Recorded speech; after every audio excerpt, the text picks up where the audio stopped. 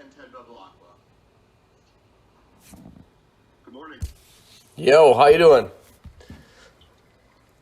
We're excited to be here. Guys. Glad to have you. And we have a couple topics we want to discuss. First topic is who has changed your life? So, Tom, let's start with you. We're talking changed our kneeboarding life, right? Yes, correct. All right. Specifically in a kneeboard. Sure. So there's been a lot of people in my life that have really affected my kneeboarding. You know, like my parents are the ones that kind of started me down that path, and my younger brother's the one that really started pushing me to do more tricks because he was doing more tricks before me, and he was younger than me. So big brothers, little brothers, rivalry, right? But the one person that really, John, your camera went bye-bye. The one person... There. Okay, I'm still here, but off. The one person that really changed my kneeboarding career and really kind of sent it to the next level, I guess, would be Chad Beery. I met him at a clinic that I kind of found by accident. I went to our local board shop, Pineski's board shop, to buy a double lock strap for my HO Joker that I had at the time. That was actually my little brother's Joker. And there was a little piece of paper taped to the desk. Well, it was a full-size sheet of paper taped to the desk with a dude doing a layout and he was pointing right at the camera. And it said, "We want you." And it was like for their kneeboard clinic that they were doing with our local Northern Borders Kneeboard Club, which I'd never heard about at the time.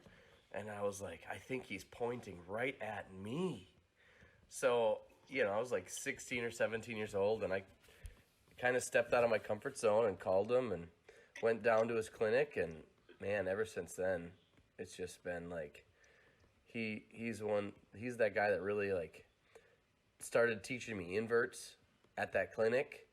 He taught me the layout that day and at that clinic, and then it was the back roll, and then it was, you know, he was that rider that I finally was able to meet up with that had skills that were more than me up until then. I was just learning on my own, and so that really like pushed me to do more. And then just as a mentor, like teaching me like, hey, how did you get sponsored, Chad?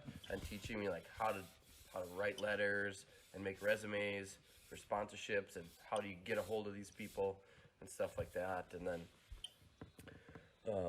just supporting me with his own business and his super seats that he sells. It's just like, that was it. And then, you know, other people along the way have been there too, but in terms of, as I look back, like Chad probably made the biggest impact all at once. So it's been, without him, I don't know if I would have been here, you know.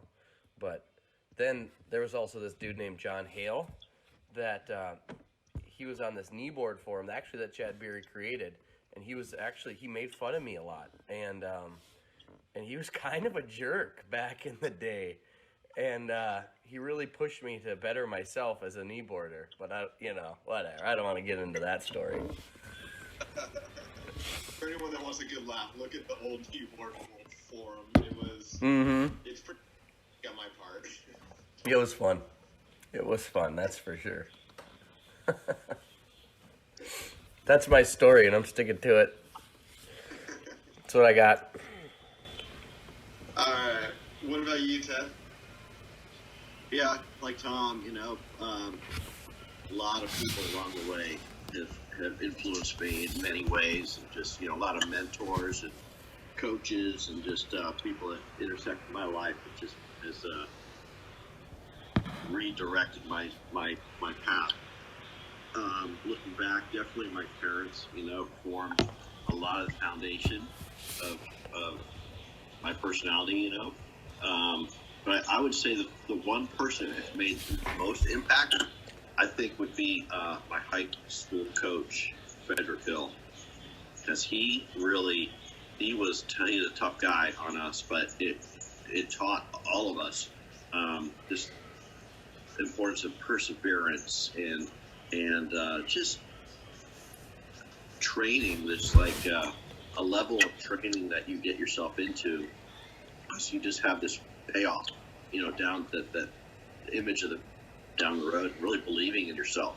So I think that was really laid down the, for me, a way of training and believing in myself and visualizing winning all the time, and just that.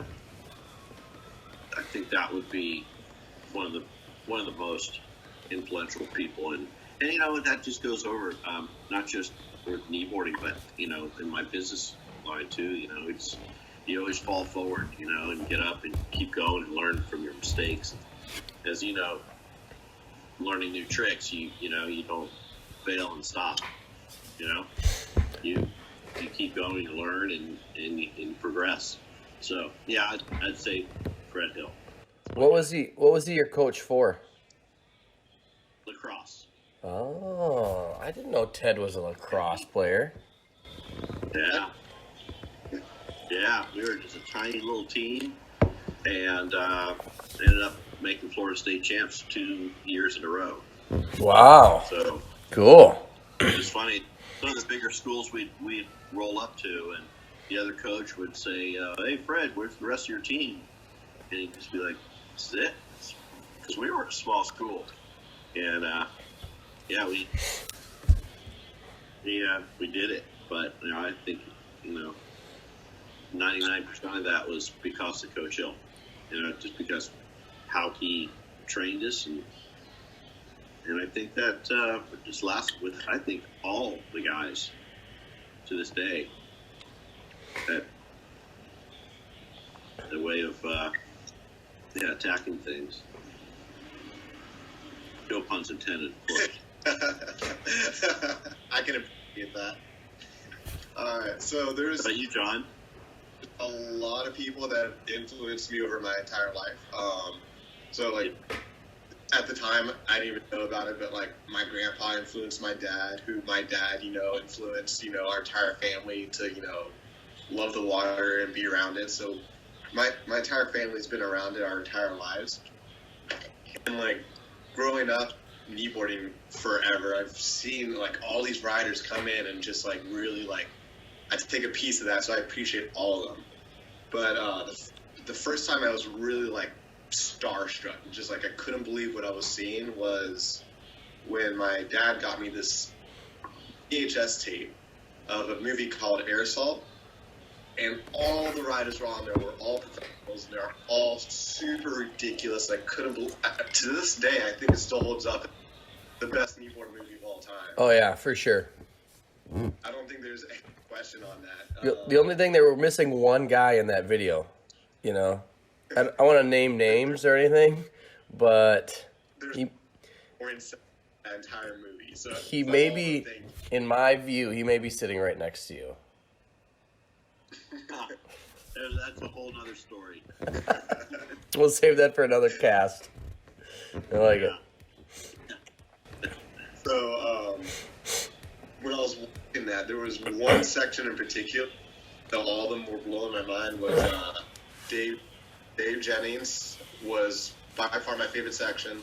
I think it stood his own on his own ground and did everything super technical, super clean, and it looked good. I think it's basically what kneeboarding should look like. And then the other person that really influenced me was Ted Bevelacqua. He he showed up at a clinic one time, and at the time I didn't know who he was.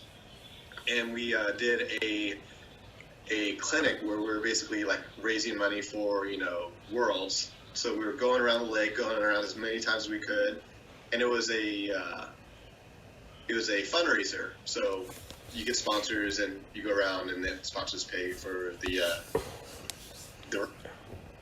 and I think I got around to like 80 something, and Nick Sauls was probably around like 90 something. I think Nick Sauls like hit the low 90s, and I think Ted hit like 95 or something like that, and it started popping off front flips like off a really small wake, and I was just like mind blown. So for me, it'd be Dave Jennings and Ted Bevelacqua. Wow, That's cool. John. You're kind of right though, John. That that movie came out right when we were like at that age where, you know, that kind of stuff was really cool to us. And because I was probably like 12 or 13 when I saved up the third $29.99 to buy it out of Overton's. And, you know, it was probably like you. I ran that thing almost till it died, just rewinding it and watching it, rewinding it and watching it. And then... Same here.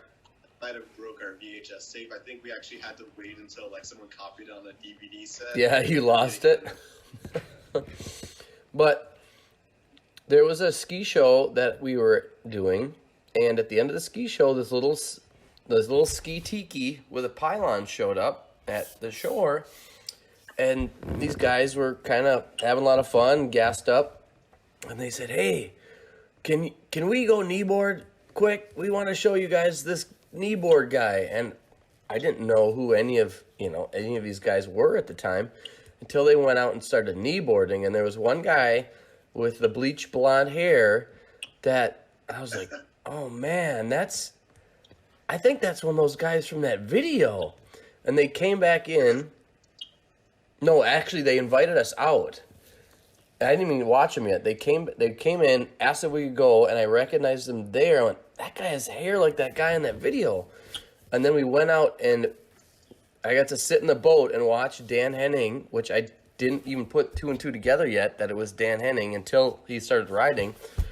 And I was like, "That's the guy from the video. He lives in Minnesota." Like, that was like, oh my God. And so, like, I saw him then, and then we kind of ran into each other through Chad Beery, because Chad Beery was really good buddies with him a couple times. And now lately, the last couple years, I found out he lives right down the road from me, like 15 minutes away.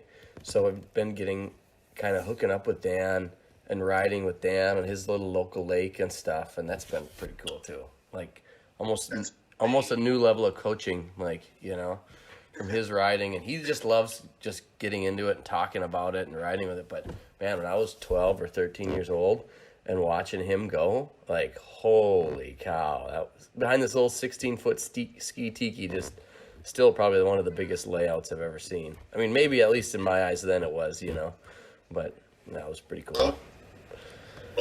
All of the umbrella today because it was so big. Yeah. Like, oh yeah, it deserves its own. But always really appreciated his bleached white hair as well. Mm-hmm. I don't know if it was, but I always like being a kid at that time. I was always like, "Oh, I love Eminem. He's such a good rapper." Mm-hmm. Because that was the same time, you know. That was it. It was like him like emulating Eminem, but I'm not sure. Yeah, I'm sure it was. That's cool. You guys want to move on to the next topic? Let's do it. Sure. All right. So the next topic is, what was the hardest trick you learned? Tom, let's start with you. I wouldn't say it was the hardest trick in skill level for me to learn, but it was the hardest trick for me to learn, was the back roll.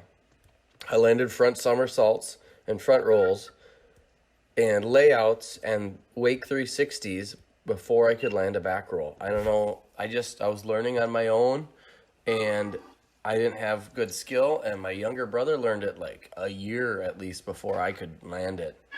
And at the time, I just couldn't figure it out. I just kept landing backwards, kept landing sideways. For like 3 years, it took me to land that dumb back roll. And then I finally learned, like, I didn't realize I was twisting my neck, like turning my head when I threw it, and I never realized, like, I didn't know what I was doing, so I didn't think I was doing that, you know? But I definitely was, and that's what it was. I just kept falling and getting so frustrated. And like I said, like, my younger brother learned it like the third try, and like what's going on? And still, like, today, I don't know. Sometimes I'm just in the air going, well, I hope I'm going to land this one.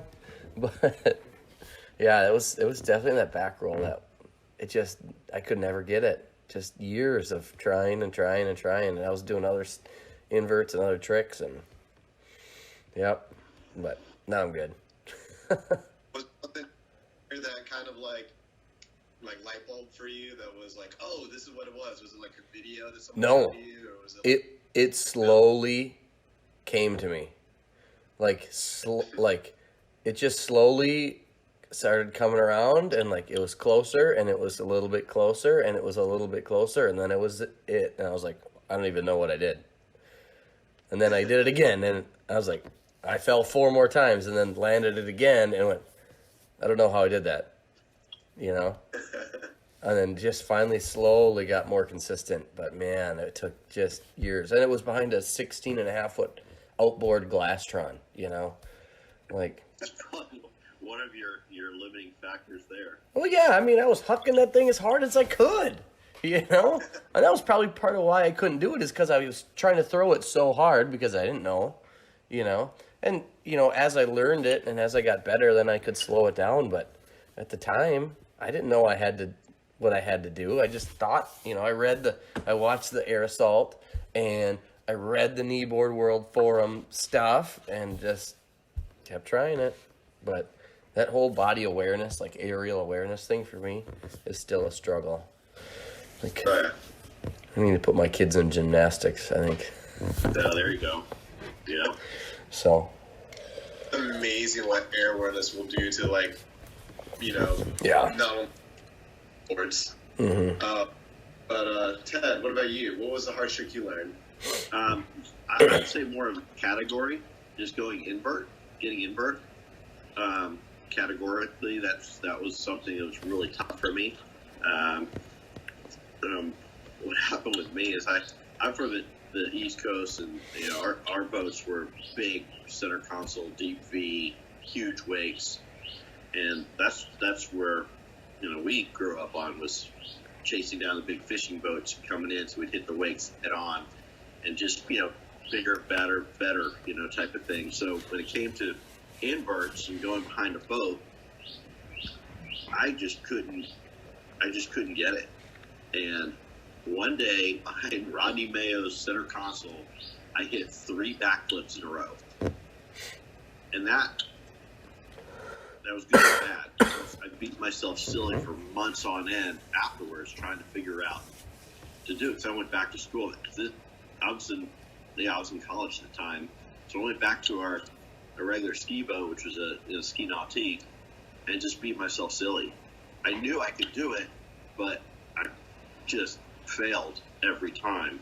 Just come around, hit the tip, because I didn't understand the roll. You know, I was just hitting a wake and doing a backflip and beat myself up trying to understand the invert type, you know, category. But yeah, like you, Tom, just, you know, hit one every so often and started learning and understood, okay, this is a timing thing, and I got to pop first and then tuck, you know, just working on that backflip. And then, then that was during college. So, yeah, then skiing with Mario, you know, watching him roll, because he had such a nice, clean roll. And then I started understanding, you know, this access rather than this access. And, once I started to understand the invert, then I could start, you know, going up both ways, you know. Cool. That way. It's funny how you asked about that light bulb thing. There have been some tricks where it was like instant, like bam. Oh yeah, I know exactly what you're saying. But then, like for me and maybe for you too, is like there was no lights, not even a light at all. Like a light bulb there, and it was just slowly flickering, and it took a while before it just. Mm-hmm. Yeah. Mm-hmm. Mm-hmm. Yeah. How about you, John? Yeah. So for me, the back also struggled for a really long time, but it wasn't the one I struggled the most with. But just jump into that real quick. We actually, I learned the wrong way, but I learned how to do it quick, was just holding my arms in really close and leaning forward. And we used to just edge in that way, and it was such bad technique because you get no off of it. But we could tuck really fast and somehow like skirmish our way around. It looked so bad, but you would figure it out that way. But the hardest trick I ever learned was a front moat, and I learned that because I did try this like for a long time when I was doing front roll backs, I was trying to figure out how to do front mode because no one was doing it. I was like, okay, I'm going to learn this trick. And you take a couple or a lot of bad falls, and you're just like, okay, maybe this is harder than it looks. So I kind of gave up on it for a long time. And Shannon Griffin started a contest called the Launchpad Project. It was hosted at Gyptopia, and there was 2 cash prizes. Well, there was a cash prize if you got first, and there was a cash prize if you got front mode, if you learned front mode, like in the contest, and if there was a double. And I think everyone that went to the contest knew, like, no one was going to do a double at this contest. But the month prior to this contest, I was practicing, like, every day, just putting the camera out and just trying to do a front mode off of our right kicker at OWC. So I was just pummeling myself, trying to figure the thing out, just destroying myself. I did see they would do like an early handle pass into their moves, and for a lot of wakeboarders, it was easier. So I was like, maybe I can kind of like cheat my way into this by like getting an early handle pass and then trying to flip around. And it took me forever. I remember I knocked the wind out of me really bad one time, and I was just like, just dead weight, just trying to like keep myself up, like life floating me as well as I thought it would. And there was a father and son walking down the dock, and they're just looking at me. And it was probably the worst time I've ever knocked the wind out of myself. I was just like, like, oh, I'm gonna pass out right in front of these guys. But eventually, I did get it on tape. I figured it out, and probably like a week after that, I was riding behind Jared, and we were just, playing follow leader, and we had one more lap because of lightning, and I tried one more just for fun and landed it again. I couldn't believe it because I only landed it one time out of a million, and then I hit it again. Went to the contest, wasn't doing it. Like, there was no way it was going to happen. But, yeah, that was by far the hardest I've ever worked on any trick ever. That's cool, but at that contest... Was that contest he went from one kicker to like a transfer, but it was like a front roll to back onto a transfer that was... Yeah, that's what I was going to say. That was crazy. That was crazy. That was the one that put John on the map. A lot of people died. After the contest was over, we basically would just decide to ride for fun. And there was the setup where it was a safety, and there was a small pipe in between that safety and another safety, and then there was a ledge on the far right. And I basically just hit that safety going towards the down rail, and it was a perfect setup. It was, it was on an elevated pool, so when you hit that safety as hard as you possibly could, and if you try to overshoot it, it would land you perfectly on that down rail every time. And there was so much drop, I was like, maybe I could try a front roll onto this thing. So Adam Iddings drove up with me, and I said, hey, Adam, can you film me from the grass? And I actually told him, I was like, be careful, like, if I do let go, like, I might be coming towards you, so. I couldn't imagine me going into the grass, but I was like, I just don't want to hurt my friend. That's what my focus was. Mm-hmm. So I tried a couple of big jumps, and then big jumps to front lip, which is just turning your board 90 degrees. And I was like really dropping on it. I'm like, I might as well just try one. I'm probably going to pummel myself on this, like I do most of the tricks I try to learn. But I got really lucky and learned that trick first try. That was awesome. Mm-hmm. Thank That you. was amazing. That was amazing. It blew a lot of people away. Yeah. Crazy. I appreciate. And it's funny because I worked so hard on the front mode. I was like, oh man, this is gonna be the trick that puts me on the map. And I landed it like on video, and it was like, eh. And I did a front roll onto the thing, and I was like, no one's gonna care about that. And next day, my phone's like blowing up. I'm just like, I bet. Nice, thanks. Yep. That one was pretty cool. Hey, that last one that you did, that you posted yesterday, John, off the kicker to the, tap that box, right? That's what it was? It was hard to see from the video because it was on my phone and small, but it was pretty rad. Thanks, man. I appreciate that. I need to get... Someone's listening and at OWC, you should film me on the GoPro so we can get a better shot of that. It was just me hitting the bump at OWC and just front rolling onto the picnic table. Front roll back, sorry. Yeah, of course, to the back. Appreciate line. Alright. So, you guys ready for the third one? Sure. What go-to trick and how? You want to go-to tricks? You want to start this time, Ted? So we start with... Sure. Yeah, start with Ted. Yeah, go-to tricks. We all love go-to tricks. Of course. It's your go-to. So, it depends, really, where the crowd is, because you never waste a good crowd, right? And that's what encourages your best trick. Your go-to is, hey, there's a crowd, you got to please them, right? So there's two, depending on which side they are on the boat. So right to left, I'd say the biggest huck of a forward somersault. And from left to right would be the biggest, strongest layout I could possibly do. And usually, when you're doing it for a crowd, you do one-handed, and there's got to be eye contact. Oh yeah. So either side is usually one-handed, and you're doing something. Would it be like dare? Like, oh hey. Yeah. Do you ever do the wave? Yeah, the wave, the point, the thumbs up, or the rail grab, or just something. Something stupid. Whatever comes to mind when you're up there. Yeah. Just make sure they see you. Oh yeah. Well, you gotta do a close flyby, to make it really impactful. Tell the boat driver to get closer to the shore. Yep.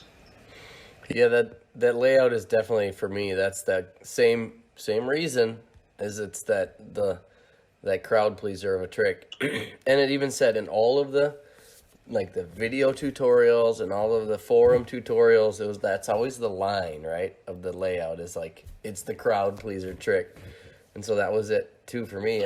As a show skier, it's a solid, consistent trick that really, it might be kind of scary to learn at first, but once you learn it, it's a solid, you're going to land it every time because it's basic. In its essence, it's very basic. So for me, that layout was the same trick. Yep, the same crowd pleasing trick was it. It still is.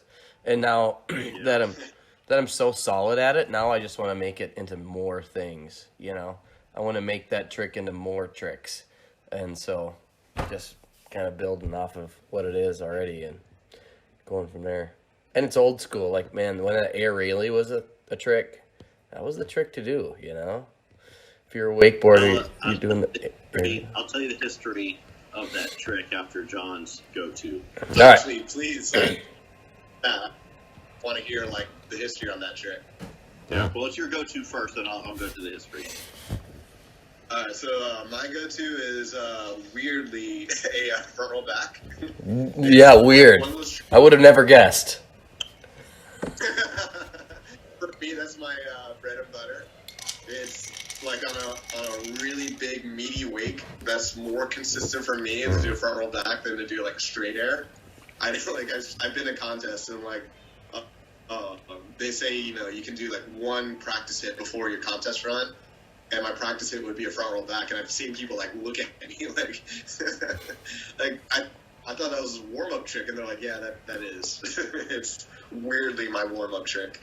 Yeah, and I'll back that up. In many photo shoots that John's been on, and when we go out, was warm-up. He'll just go way out wide and then throw this massive trick, and everyone in the boat's seriously, that's his warm-up? Mm-hmm. Yeah. Yeah. I love that trick. John, the way you pull it off, and my favorite thing about that trick with you is because I get to watch it in my office later at slow motion, 240 frames a second, and I'm right up there close. I can see you rotate around, and it's so cool to see your eyes. And you just look around, you come around, and your eyes just like zero in on your landing, and it's just so cool to watch. It's just so cool to watch. And then of course you pull the handle in, come around, and you usually just nail it. It's just awesome. Yeah, it's fun. We back in the day when I was like hitting that trick, like, and I started figuring it out.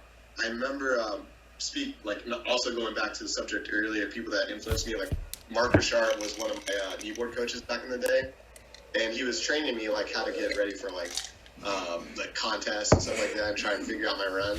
I would go and do like front roll back and front roll back, like both directions, and maybe some back rolls. And he's like, okay, let's see like what other tricks you have. He's like he give me like a list of tricks to do, like easy tricks. He'd be like, all right, do a wake back, and I'd just get pummeled on a wake back. He's like, okay, you need to learn basics. So I had to kind of like take a step back and relearn all. I don't want to say beginner; they're more intermediate tricks, and try and like really figure out the fundamentals, because I was lacking that at the beginning. I can speak to the easiness of that trick though. Like I've never done it until this year, and I don't know. I just wanted to try it one day, and I was like, oh, wow! Like it just once you get it, it just comes around. It's just I don't know what it is about it, but just throw it and pull it to your hip, and you just every time. So I know what you're saying. Like let's just go and do it. Why not? That's for sure. Ted, what was the history on the layout? All right, so the layout. So this is like mid-'80s. This is when a lot of really good riders were coming out of the woodwork, because now competitions were starting to get more and more exposure. And there's two guys out of Fort Lauderdale that came out, Lance Walker and Kent McMillan, two saltwater guys that just go huge off of fishing boats. And it was probably around, mid-'80s. And Lance started doing this, cut. It'd be like a roll, but he'd just bring that board way, way back. So we always called it the Skywalker, right? Because Lance Walker, Skywalker. Around the same time, of course, it was Darren Shapiro and Chet Raley out west of town. This is down in West Palm. Chet was working with Darren. Darren came from the trick skiing side of skiing. And he just started working on the same thing on his wakeboard. This is like early time in wakeboard. This is when it was the pointy like surfboards with the bungee straps, and so he started doing that, and he named it off from Chet, his last name Raley, so it's Air Raley. But really, it was the Kneeboarders with Lance who started doing them first, and it was the Skywalker. Cool. And, the Skywalker. Can we bring that name back? I kind of like that. Skywalker. We should. It's kind of like I don't know if you guys know this, but like the old back in the day before kickflip was a term for skateboarding, it used to be called magic flip. And I'm just like, guys, it's so much better than kickflip. Can we just call it that? Cool. There's another trick. Now that we're talking about this, there's another trick that was done in the '80s that I have not seen since. So I'm throwing out a challenge to everyone out there to bring this trick back. And it was invented by a guy named T.J. Herrera. You guys remember T.J.? He is a thin, wiry, unbelievably talented guy, and just an amazing trick competitor. But T.J. would come across the wake, hit the wake, and do like a roll, but he wouldn't float it out.